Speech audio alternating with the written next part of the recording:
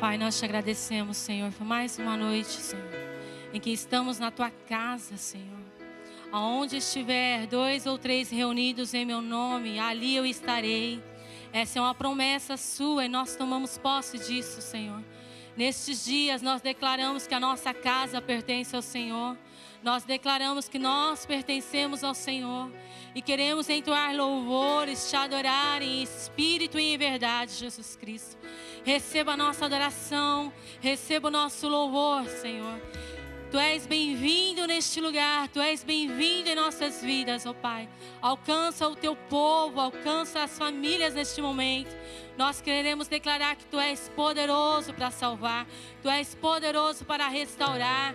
Tu tens a resposta que nós precisamos, Tu tens o alívio, Tu tens o remédio, Tu és o nosso bálsamo, Jesus. Nós te adoramos, nós te bendizemos, nós exaltamos o Teu nome, porque Tu és bom, porque a Tua grandeza é sobre as nossas vidas. Nós reconhecemos o Teu senhorio nestes dias.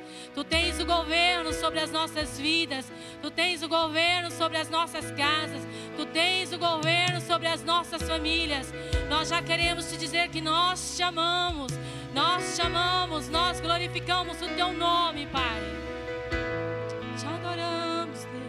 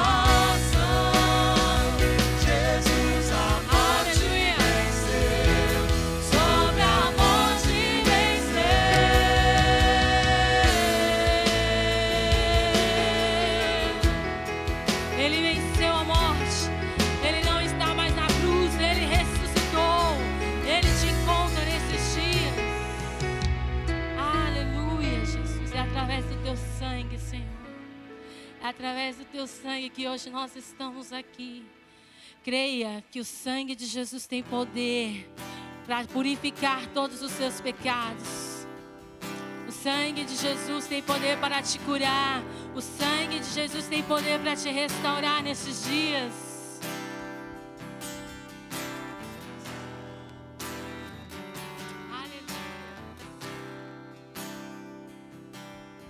Teu sangue faz o surdo ouvir. Agora teu sangue quebra a maldição. Agora teu sangue cura toda dor. Agora teu sangue liberta os cativos.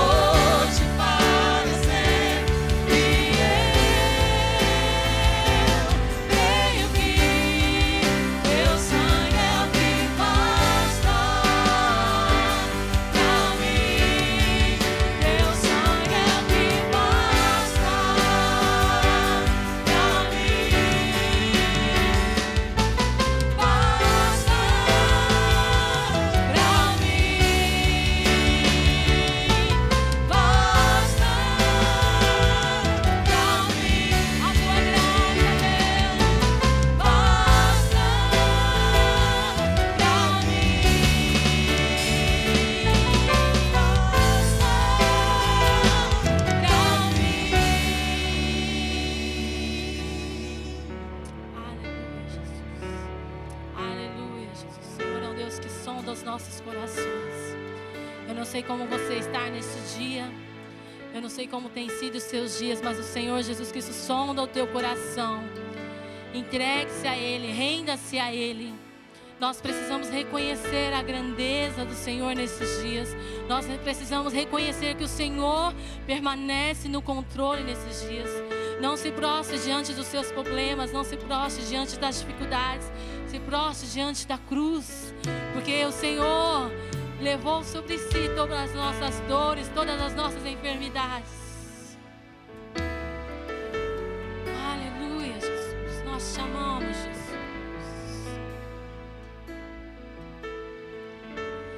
Oh Deus, me sondas,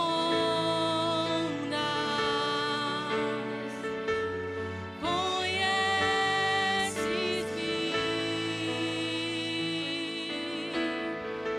mesmo quando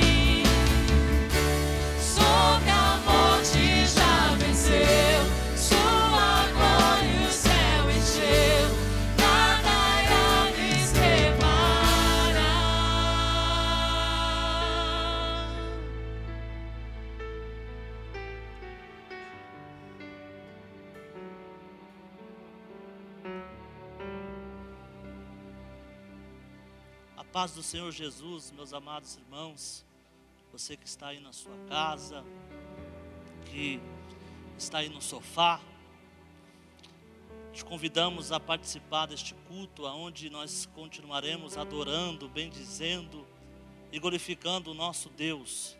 Independente da distância do corpo físico, estamos unidos num só corpo, num só batismo e num só Espírito.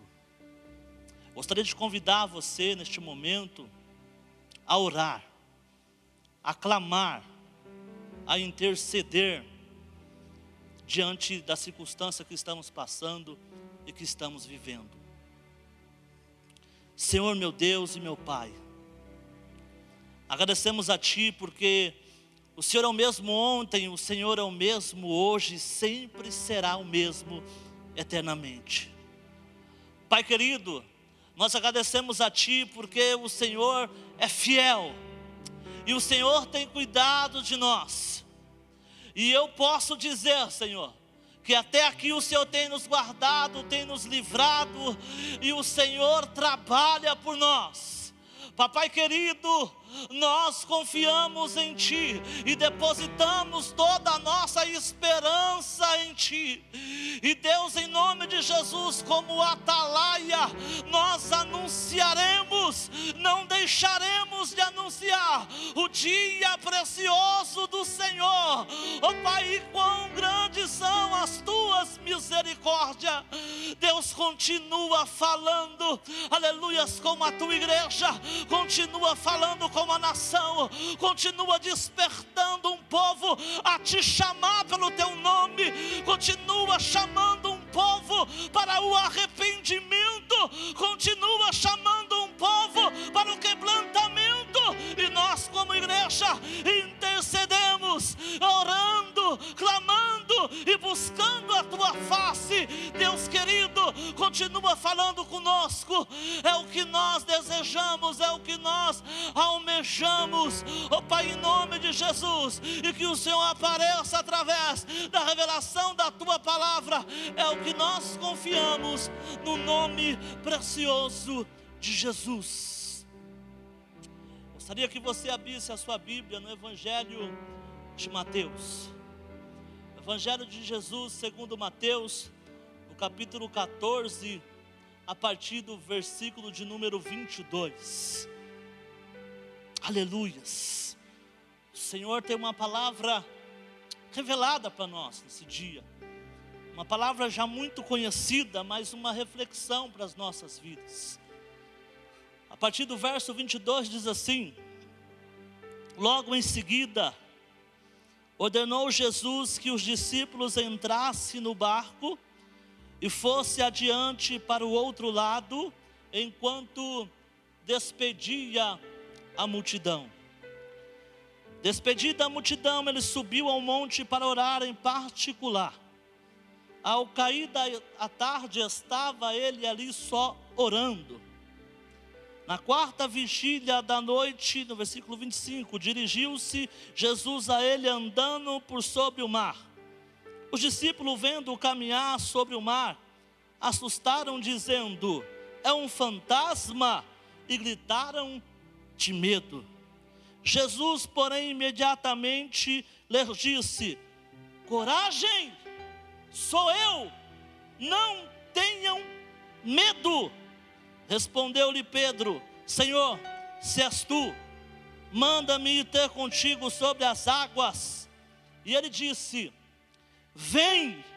E Pedro, descendo do barco, andou sobre as águas para ir ter com Jesus. Mas observando o vento forte, teve medo e começou a afundar. E clamou: Senhor, salva-me. Imediatamente Jesus estendeu a mão, tomou e disse-lhe: homem de pequena fé, por que duvidastes? Quando entraram no barco, o vento cessou. Amém? Graças a Deus. Meus amados irmãos, esse evangelho é citado Esse fato, esse relato é citado nos 3 evangelhos: em Mateus, em Marcos e em João. E o interessante é que os discípulos estavam vivendo em dias agitados. Por quê? Porque muitos discípulos que estavam seguindo Jesus também eram discípulos de João Batista. E João Batista acabara de ser decapitado. Jesus acabara de fazer a multiplicações dos pães e dos peixes. E meus amados, o que acontece é que aquele povo, e principalmente judeus, são despertados a querer fazer de Jesus um rei terreno, porque eles acreditavam, aleluia, que a vinda do Messias tinha esse propósito, um líder que ia levantar uma revolta, uma reforma contra a liderança do momento que era Roma. Mas Jesus Cristo não veio, aleluia, meus amados irmãos, aleluia, ser líder humano de ninguém. Ele veio para manifestar um reino espiritual sobre a terra, e esse era o propósito de Jesus.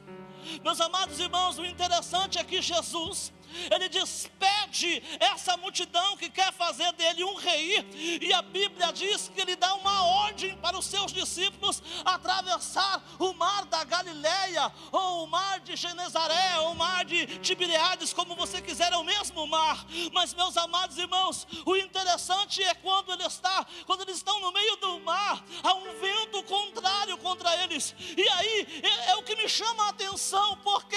Porque quando nós sofremos circunstâncias e situações por algo que nós cometemos ou por algo que nós fazemos, nós achamos normal as consequências e até assumimos as responsabilidades. Mas o que me chama a atenção é que os discípulos estão sofrendo por obedecer às ordenâncias de Jesus, e é isso que me chamou a atenção nessa passagem. Em obediência a Jesus, eles entram num barco, eles vão atravessar o mar, só que no meio do mar, meus amados irmãos, o que acontece? Se levanta um grande vento, e Eclesiastes, o homem considerado o homem mais sábio da face da terra, ele disse no capítulo 9 e no versículo 2, aleluia, que tudo acontece igualmente a todos, tanto ao puro quanto ao impuro, a quanto o santo, aquele que sacrifica e aquele que não sacrifica, aquele que é homem bom e aquele que é pecador, tudo acontece igualmente a todos. Só que tem uma coisa, meus amados irmãos, aleluia,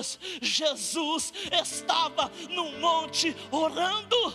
Jesus estava no monte orando. O que significa isso? O que significa, meus amados irmãos? Deixa eu te explicar uma coisa para que você possa entender aí, sentadinho na sua casa, no seu sofá. Para que você possa entender, eu tenho que te explicar como os judeus separavam isso. Jesus aparece na 4ª vigília da noite.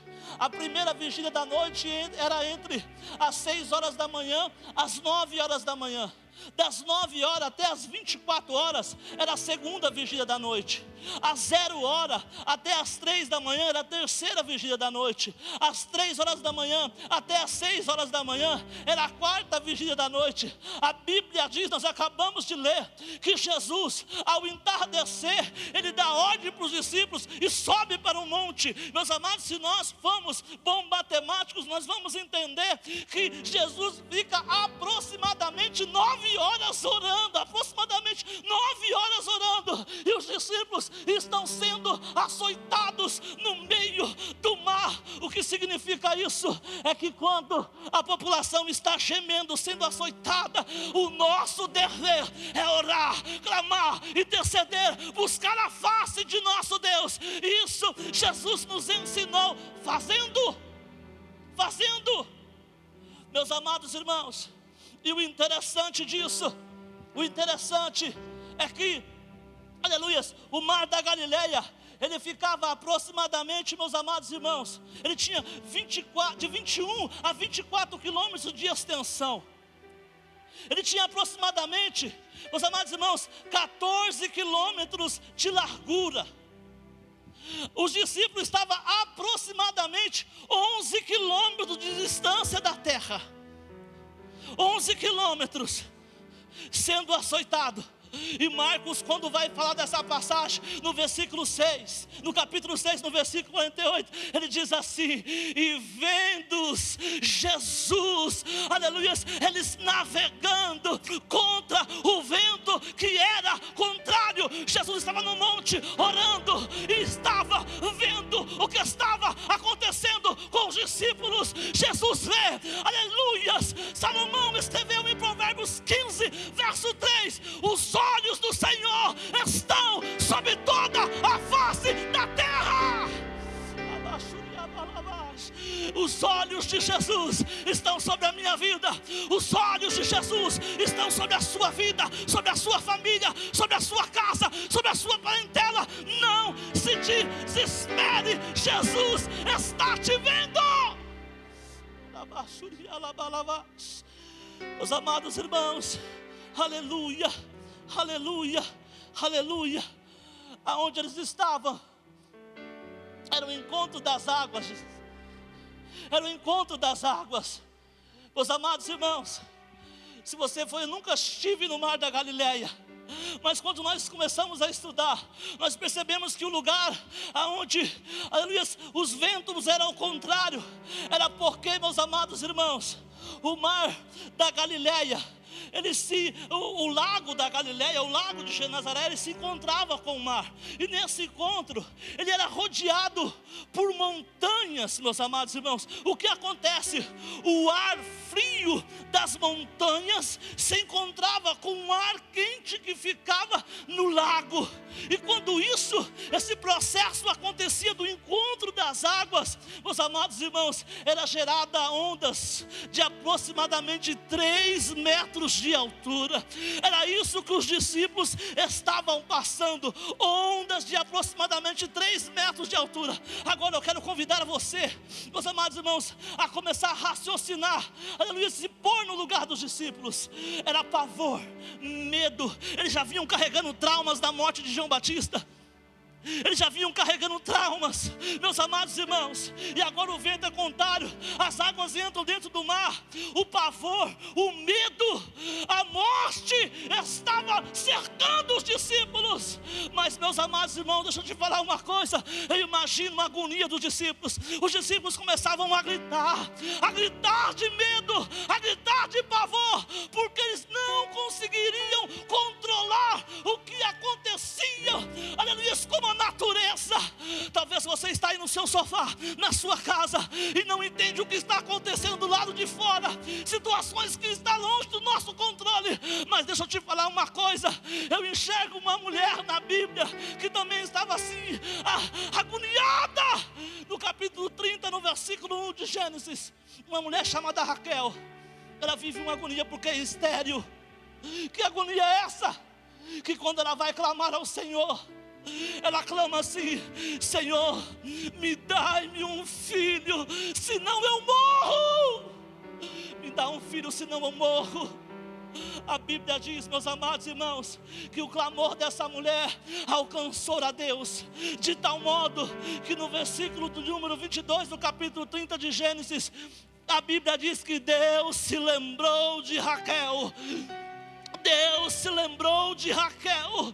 E sabe como Deus se lembrou de Raquel? Abiu, a madre de Raquel, nasce José, nasce Benjamim. O que significa isso? O que significa, meus amados irmãos, é que por mais agonizante que seja a situação, nós nunca devemos parar de clamar e de exercitar a nossa fé diante do nosso Deus. Aleluia. Sabe por quê?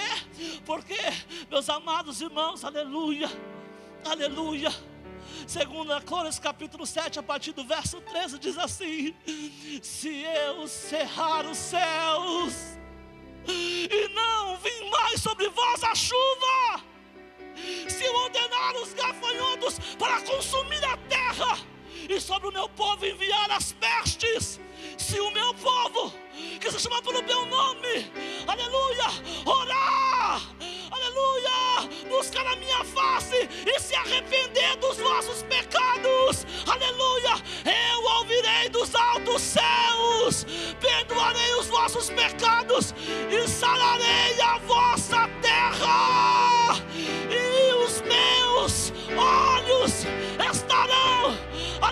sobre vós e os meus ouvidos atentos às vossas orações. As vossas orações. Nós não devemos parar de orar, porque os ouvidos do Senhor não estão agravados para que não possa ouvir, nem os teus braços encolhidos para que não possa salvar. Deus ainda continua sendo o mesmo. Deus ainda continua operando. Deus ainda continua fazendo milagre. Deus ainda continua cuidando do seu povo. Deus continua restaurando.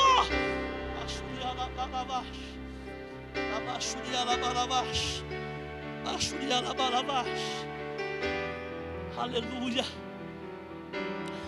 Jesus sempre age no tempo certo. Jesus sempre age na hora certa. Os amados, os discípulos estavam lutando com as suas forças. A matéria-prima que eles tinham eram os remos. Eles estavam exercitando a força deles. O mecanismo que eles tinham eram os remos. Mas chegou uma hora que os remos não adiantavam mais. Chegou uma hora que a fraqueza, as forças eram limitadas já. E meus amados irmãos, quando não há mecanismo humano, quando não há recurso mais humano, nasce a dependência no nosso Deus. Nasce a dependência do nosso Deus. E quando nós dependemos de Deus, nós não devemos esconder as nossas fraquezas. Nós não devemos esconder as nossas limitações. Porque Paulo se apresentou diante de Deus, apresentando as suas fraquezas. E Deus disse para ele: a minha graça te basta. Sabe o que Deus disse para ele? O meu poder se aperfeiçoa na sua fraqueza, na sua fraqueza, na sua fraqueza, na sua fraqueza. Meus amados irmãos, o que é que tem gerado fraqueza em nós? O que é que tem gerado? Eu quero te dizer uma coisa, meus amados irmãos. A palavra do Senhor diz, o salmista diz no verso 26 do Salmo 73: o meu coração e o meu corpo poderão fraquejar, mas Deus é a força do meu coração. Mas Deus é a força do meu coração e a minha herança eternamente. Sabe por quê? Porque Isaías capítulo 40, versículo de número 28, a parte B diz assim: que o Senhor não se cansa e nem se exausta. Sabe o que o Senhor faz? No versículo de número 29, Ele fortalece o cansado e dá vigor ao que está sem força. Eu quero ser ministro de Deus sobre a sua vida. Aleluia. Talvez você encontre na sua casa abatido, sem força, sem ânimo. Sobre a palavra de Deus, o Senhor derrama sobre ti uma unção. E essa unção é para te dar força, é para te trazer restauração, é para te trazer um renovo. Ao que está fraco, seja forte. Aleluia, aleluia, aleluia, aleluia, aleluia. Os amados, na quarta vigília da noite, Jesus aparece. E é necessário dizer uma coisa para você. Quando Jesus aparece na calada da madrugada. Tu já imaginou? Na madrugada tudo escuro. Eu já pesquei na madrugada. Você não vê nada na sua frente, nada. De repente, alguém andando por cima das águas. Os discípulos: é um fantasma! Sabe por quê? Porque o medo e o pavor degrine a visão, o foco da visão. Aleluia, o medo e o pavor ofusca a visão. Mas deixa eu te falar uma coisa: Jesus, Ele aparece andando por cima das águas, porque as águas simbolizam e revelam a fragilidade dos discípulos. As águas revelam a dor e o pavor dos discípulos. E Jesus aparece andando por cima das águas. Meus amados, o que significa isso? isso é aquilo que nos traz medo, aquilo que nos traz pavor, não fugiu do controle de Deus. Não fugiu. Meus amados irmãos, eu quero te dizer algo para você. Aleluia. Os discípulos se encontravam fragilizados. E podemos viver situações em qual nós se sentimos fragilizados. Mas eu quero dizer uma coisa para você. Aleluia, aleluia. Eu quero exemplificar isso para você. Saul desafiou um exército filisteu. Saul travou uma batalha. Saul travou uma guerra. Saul comprou a briga. Mas na hora que ele viu o tamanho do gigante,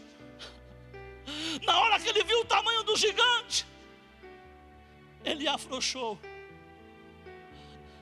Meus amados irmãos, só que Deus usa as coisas fracas para confundir as fortes, usa as coisas loucas para confundir as sábias. O menininho que vai levar comida para os seus irmãos, é esse menino que Deus vai te usar. Eu quero dizer para você, aleluia, talvez você se sinta fragilizado, mas há um poder de Deus que está sobre a sua vida, e é você que vai ser usado, é você que vai derrotar o gigante, é sobre você que está a unção de Deus, é sobre você é o canal de bênção sobre a sua casa, sobre a sua família.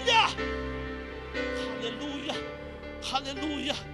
Meus amados irmãos, aleluia. Jesus aparece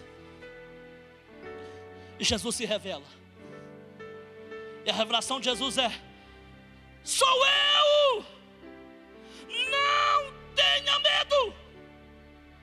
Meus amados, quando Jesus diz sou eu, sabe o que Jesus está dizendo? Jesus está dizendo: sou eu, e não há nada impossível que eu não possa fazer.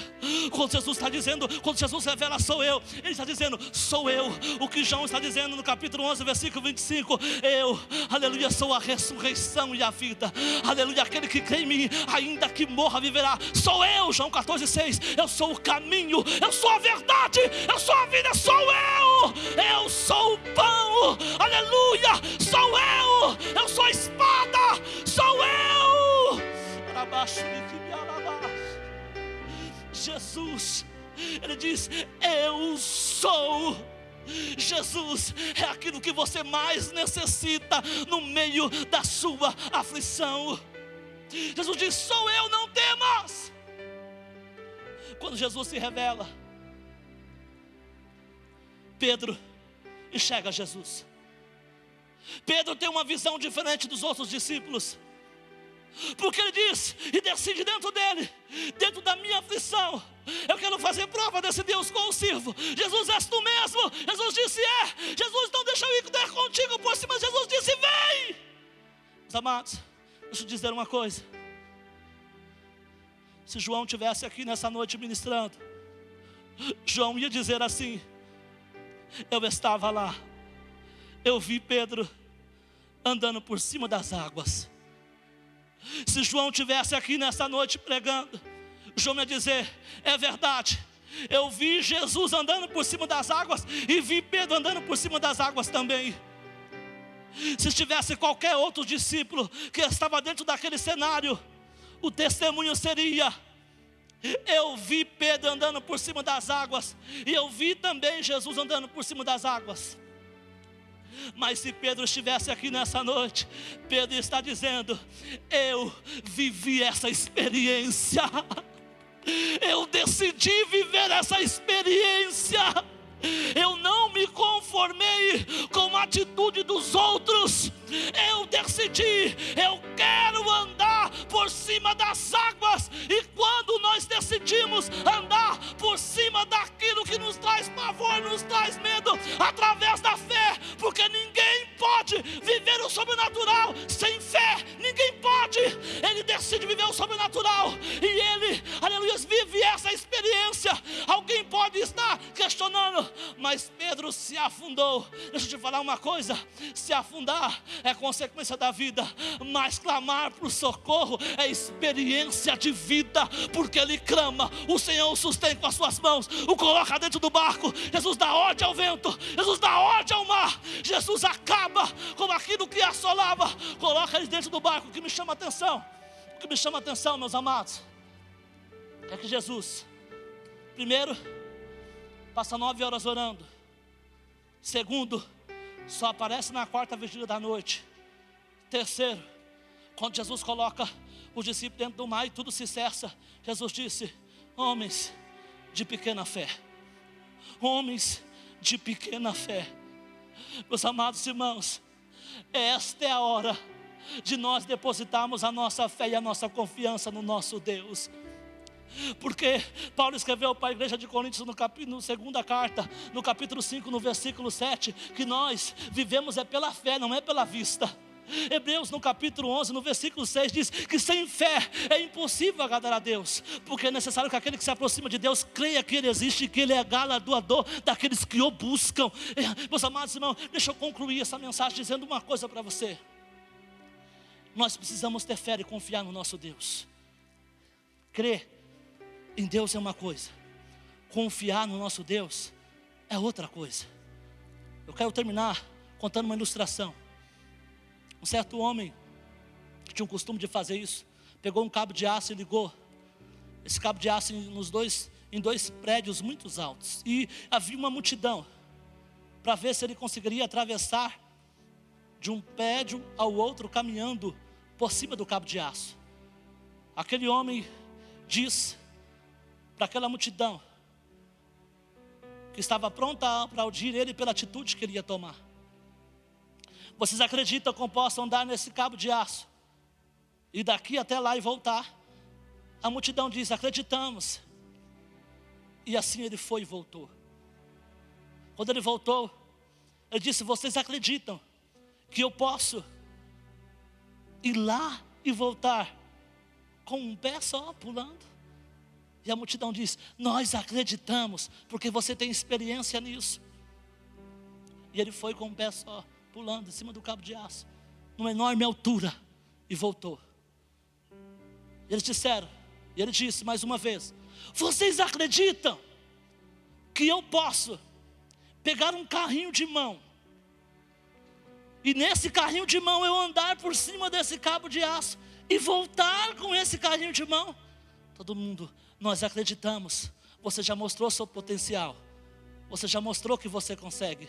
Então ele disse: eu quero o primeiro voluntário que vai sentar neste carrinho de mão.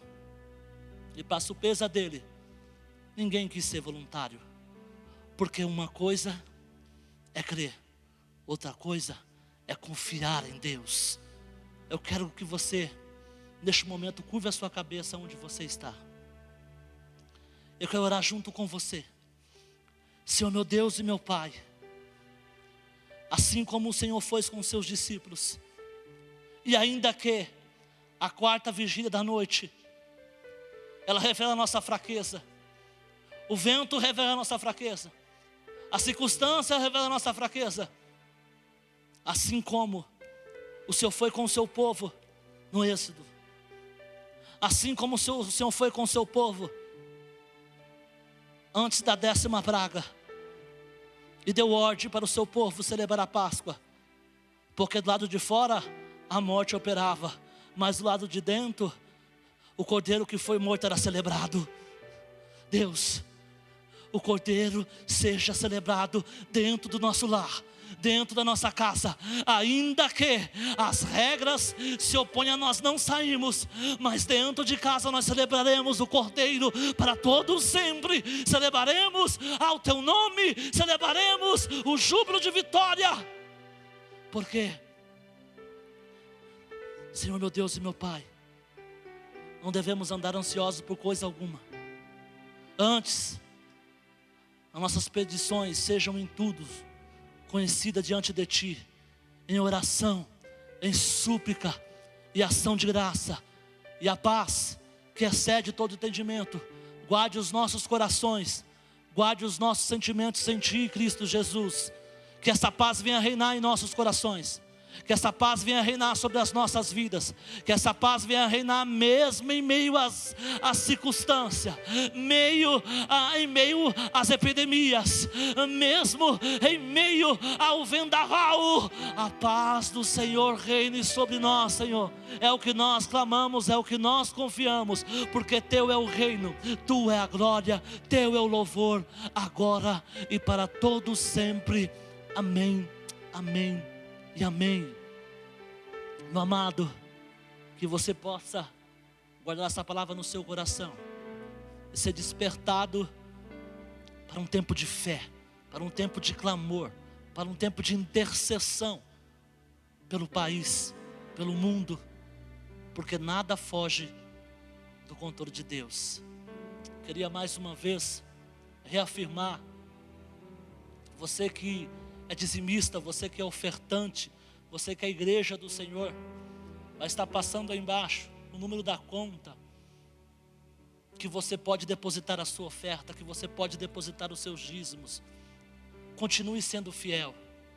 Não deixa que o que acontece do lado exterior mexa com aquilo que está dentro de você. Continue sendo fiel, porque Deus nunca deixou de ser fiel para conosco. Em nome de Jesus, amém.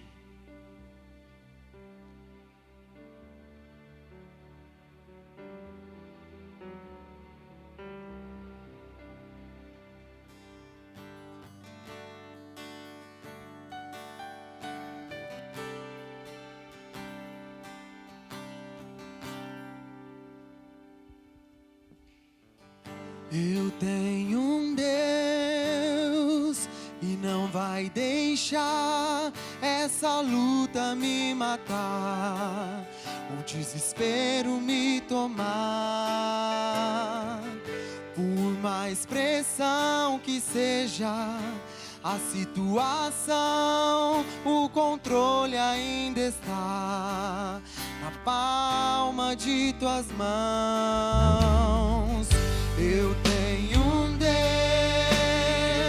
que não vai deixar essa luta me matar, o desespero me tomar.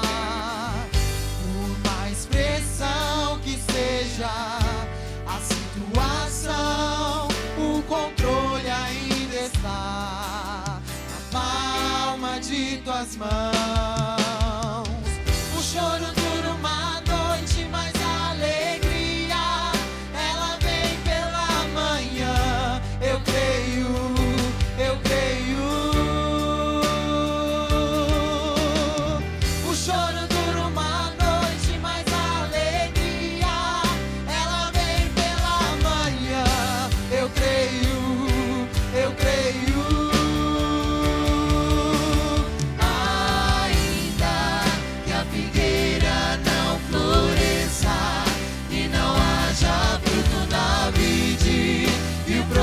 Oliveira minta, todavia me alegrarei, todavia me alegrarei, todavia me alegrarei.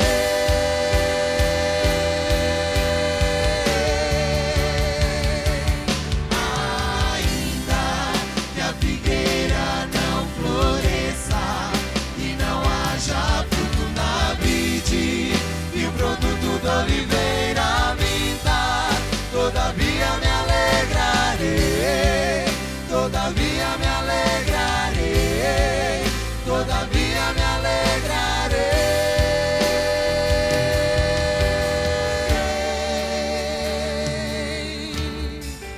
Eu tenho um Deus que não vai deixar essa luta me matar, o desespero me tomar.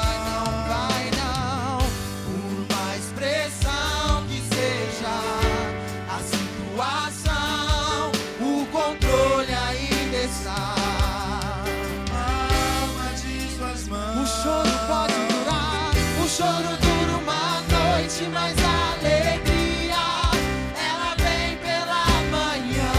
Eu creio, eu creio, eu confio.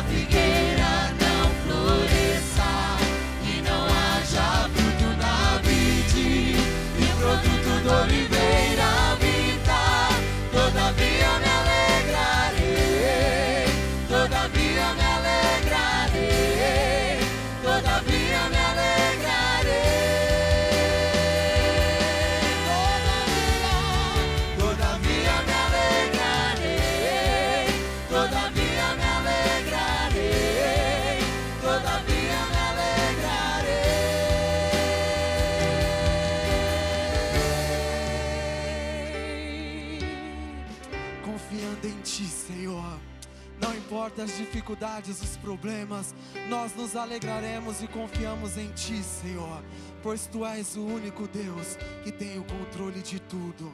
Obrigado, Espírito Santo de vida. Aleluia. Obrigado, Deus.